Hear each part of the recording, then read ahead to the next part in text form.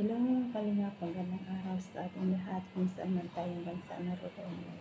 Kamusta tayo? Ngayong umaga guys, pag-usapan natin yung tungkol sa sikreto ni Biancy na nabuking ng nanay.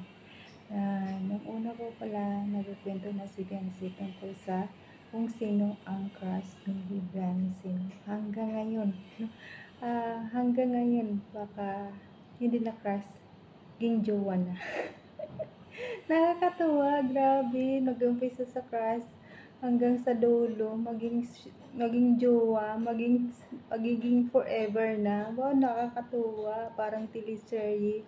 Parang napanood ko lang sa sine. Ngayon napanood ko na sa Kalingap Kalingap team, no? Sa love team ni Kalingap Rab. Wow, totohanan na talaga, grabe. Nakaka-in-love kayo, Edsy. Walang katapusan na nakilig, no? Bago dyan, pasalamatan muna natin yung ama ng Kalingap, Santos Matubang, Ate Ina Vlog, Kalingap Rab, Kalingap Ido, Kalingap Team, Kalingap supporters, at sa lahat-lahat po supportahan natin na. So guys, ayan na nga, no? Nabuking na si ginuking ng nanay niya si Biancy. Unang pa naman talaga, crush na niya, no? May video clip ako na papakita sa inyo guys. Ito, panoorin natin. Tara, let's go. 1, 2, 3, go! Pangdagdag lang na isa. Kailan nyo nahalata na parang ang anak nyo ay parang nagkakagusto, nagkakakrush na kay Edu? May mga signs ba? Nung una talaga. Mother knows eh, di ba? Sabihin ko. Nung una talaga, talagang siguro may crush siya. Nahalata nyo? Oo, kasi nagsasabi naman yan sa akin. Ay, nagsasabi sa inyo. Para kaming hindi lang magbarkada lang sa bahay. Paggabi na, bago kami matulog, tatabihan sa akin. Yung paa niya nakasandal na sa bigat. Minsan talagang iniinis niya ako bago kami magkikwentuhan. So, nagkukwenta siya na kinikilig siya, gano'n? Oo. Tapos, doon nga daw, crush niya. Ewan ko nagbago o hindi. Ngayon na po. Pero parang okay naman sila. Sabi ko sa kanya kung anong gusto mo, kung sino ang gusto mo, kahit sino pa yan. Kasi hindi naman kami yung mahigpit na na magulang. Kasi once na hinigpitan mo yung anak mo, magsisekreto yan sa'yo. Hindi yan magsasabi ng saloobin mo, sasaloobin niya.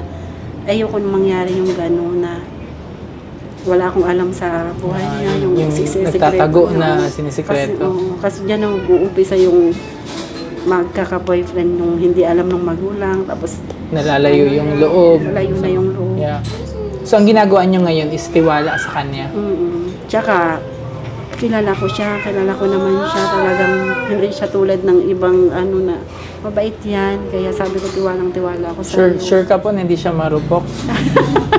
Kaya lang yun nga, sabi ko sa kanya, wag lang siyang masaktan kasi pag hindi pa siya nakakaranas na umibig, sabi ko pag nasaktan ka. Masakit yung unang sakit eh. Oo, sabi ko magsabi ka lang, kung anong nararamdaman mo. Kasi ganyan. So nababahala kayo kasi hindi pa siya nagkakaroon ng parang gano'n. Tsaka kung masaktan man siya, experience. Saka natin interviewin kung sasaktan ba to. Hindi ito sasaktan. Pero sana hindi naman. Yeah, hindi naman po. Tsaka, okay na. Baka marami pang mabuking. So, ayan guys, napanood natin ang video, no? Diba totoo? Ang sabi ng nanay ni Biancy, pinalo ko nga si Biancy, sabihin ko na ba ang totoo? Nakakatawa, parang magkapatid lang sila, no? Maganda yan sa pamilya, nakakaingit na ganun pamilya kasi sa aming pamilya, kanya-kanya, kaya nakakaingit guys, nakakaingit, kaya nakakaingit yung pamilyang ganun kasi sa amin, parang hindi ko naranasan sa totoo lang, parang feeling ko sa sarili ko, nag-iisa ako sa mundo. Ang dami namin pero para napipil ko na nag-iisa lang ako, no? Malungkot ang aking buhay pero kailangan kong tanggapin kahit may sakit ako, kumakayod pa rin ako kasi nararamdaman ko sarili ko na ako lang mag-isa sa buhay. Wala rin akong asawa, kaya tinataguyod ko ang dalawa kong anak na sila lang ang buhay ko. Wala nang iba. Kaya sa mga kapatid ko, good luck na lang sa atin. Wala man akong sama ng loob dahil alam ko may pagkukulang din ako sa mga kapatid ko. Kaya yun, habang nagkaiyakan na tayo, ayan, tapusin natin yung video na ito kasi napanood naman natin ang buhay ni Vancy, ang buhay crush ni Vancy, no?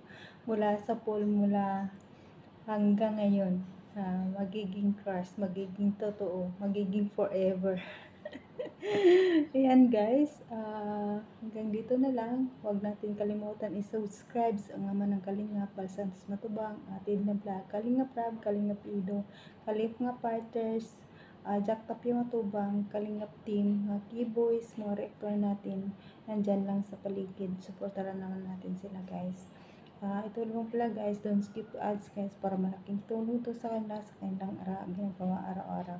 Ako pala si Mildred Hagisan Official, chikan channel ni